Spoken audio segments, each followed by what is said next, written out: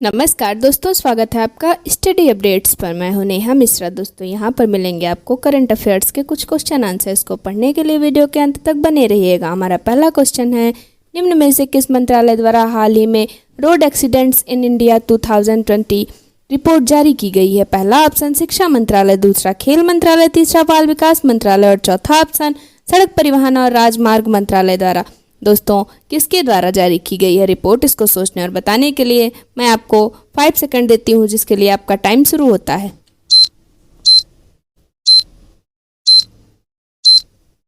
अब मैं आपको इसका सही उत्तर बताती हूँ। इसका सही उत्तर सड़क परिवहन और राजमार्ग मंत्रालय द्वारा, यानी कि सड़क परिवहन और राजमार्ग मंत्रालय द्वारा हाल ही में road accidents in India 2020 report जारी की गई है, जिसके मुताबिक पिछले वर्ष 2019 की तुलना में 2020 में कुल सड़क हादसों में 18.46% की कमी आई है। बढ़ते हैं अगले क्वेश्चन की ओर। दोस्तों अगला क्वेश्चन है आपका, संयुक्त राज्य अमेरिका ने 2021-22 में भारत के शीर्ष व्यापारिक भागीदार बनने के लिए किस देश को पीछे छोड़ दिया? पहला ऑप्शन जापान को, दूसरा ऑप्शन रूस को, तीसरा ऑप्शन ऑस्ट्रेलिया और चौथा ऑप्शन चीन को। बताइए किस देश को पीछे छोड़ दिया है?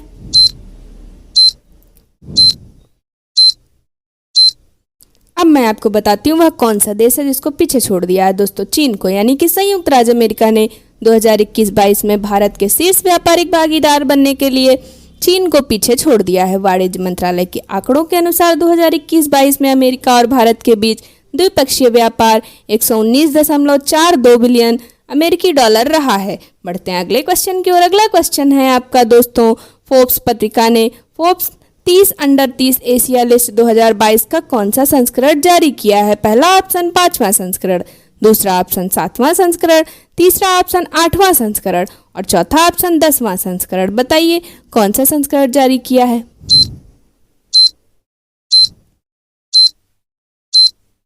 अब मैं आपको बताती हूँ कौन सा संस्करण जारी किया है। 7वां संस्करण, यानी कि फोर्ब्स पत्रिका के द्वारा हाल ही में फोर्ब्स 30 अंडर 30 एशिया लिस्ट 2022 का 7वां संस्करण जारी किया गया है, जिसमें 30 से कम उम्र के 30 व्यक्तियों को सम्मानित करने वाली प्रत्येक 10 श्रेणियां शामिल हैं।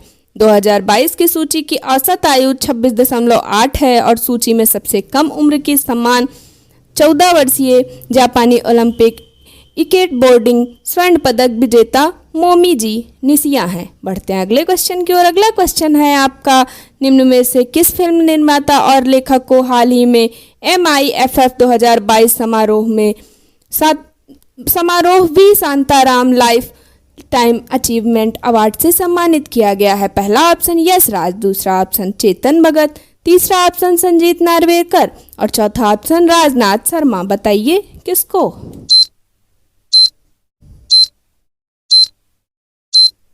अब मैं आपको बताती हूँ किसे सम्मानित किया गया है। संजीत नार्वेकर को, यानी कि फिल्म निर्माता और लेखक संजीत नार्वेकर को हाल ही में उनके उत्कृष्ट रूप से, गहरे उल्लेखनीय रूप से विविध और प्रेरक शरीर के काम के लिए Mumbai international film festival of India के 70वां संस्करण के समारोह के दौरान V Shantaram lifetime achievement award से सम्मानित किया गया है। बढ़ते हैं अगले क्वेश्चन की ओर। अगला क्वेश्चन है आपका, दक्षिण कश्मीर के रेडियो जॉकी उमर निसार को किसके द्वारा प्रतिरक्षण चैंपियन पुरस्कार से सम्मानित किया गया है? पहला ऑप्शन यूनेस्को, दूसरा ऑप्शन विश्व बैंक, तीसरा ऑप्शन बैंक ऑफ इंडिया, चौथा ऑप्शन आपका है यूनिसेफ। बताइए किसके द्वारा सम्मानित किया गया है? अब मैं आपको बताती हूँ किसके द्वारा। यूनिसेफ के द्वारा, यानी संयुक्त राष्ट्र अंतर्राष्ट्रीय बाल आपातकालीन कोष यूनिसेफ द्वारा हाल ही में दक्षिण कश्मीर के रेडियो जॉकी उमर निसार को सर्वश्रेष्ठ सामग्री पुरस्कार और प्रतिरक्षण चैंपियन पुरस्कार से सम्मानित किया गया है। उन्होंने महामारी के दौरान दर्शकों तक पहुंचने के लिए जागरूकता प्रदान की। बढ़ते हैं अगले क्वेश्चन की ओर। अगला क्वेश्चन है आपका, कजाकिस्तान के नूर सुल्तान में भारत में IBSA जूडोग्राफी में अपना कौन सा मेडल जीता है? पहला ऑप्शन है पहला, दूसरा ऑप्शन दूसरा, तीसरा ऑप्शन तीसरा, चौथा ऑप्शन चौथा। बताइए कौन सा मेडल जीता है?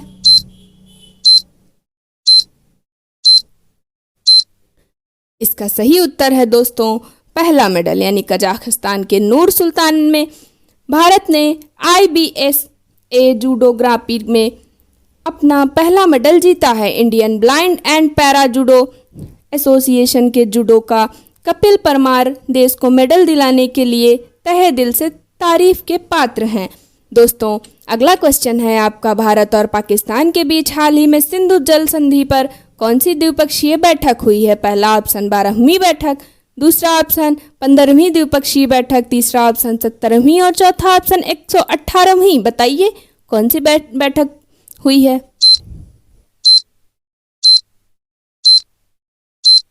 अब मैं आपको बताती हूँ कौन सी द्विपक्षीय बैठक हुई है। 118वीं, यानी भारत और पाकिस्तान के बीच हाल ही में सिंधु जल संधि पर 118वीं द्विपक्षीय बैठक हुई है। सिंधु जल संधि IWT 1960 के तहत वार्षिक रूप से आयोजित किया जाता है। दोनों देश इसे IWT की आवश्यकता के रूप में मानते हैं। अगला क्वेश्चन है आपका, 1 जून को विश्व भर में कौन सा दिवस मनाया जाता है? पहला ऑप्शन आपका अंतर्राष्ट्रीय बाल विकास बाल रक्षा दिवस, दूसरा ऑप्शन विश्व दुग्ध दिवस, तीसरा ऑप्शन दोनों और चौथा ऑप्शन इनमें से कोई नहीं। बताइए 1 जून को विश्व भर में कौन सा दिवस मनाया जाता है?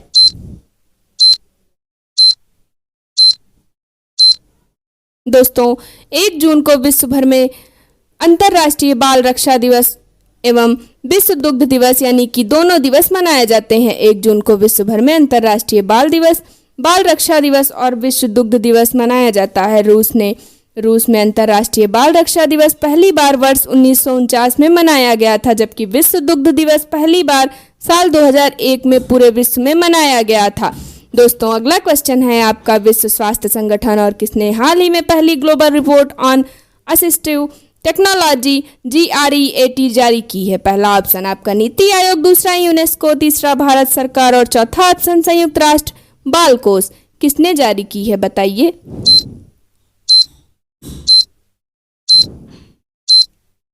इसका सही उत्तर है दोस्तों संयुक्त राष्ट्र बाल कोष, यानी कि संयुक्त राष्ट्र बाल कोष और विश्व स्वास्थ्य संगठन ने हाल ही में पहली global report on assistive technology GREAT जारी की है। दोस्तों पेपर जिसे यूनिसेफ के अनुसंधान कार्यालय इनोसेंटी के संयोजन में बनाया गया था। दोस्तों अगला क्वेश्चन है आपका, डाक विभाग और IPPB ने हाल ही में आरोहण 4.0 किस शहर में शुरू किया है? पहला ऑप्शन पुणे में, दूसरा ऑप्शन दिल्ली, तीसरा मुंबई और चौथा शिमला। बताइए कहाँ शुरू किया है, किस शहर में?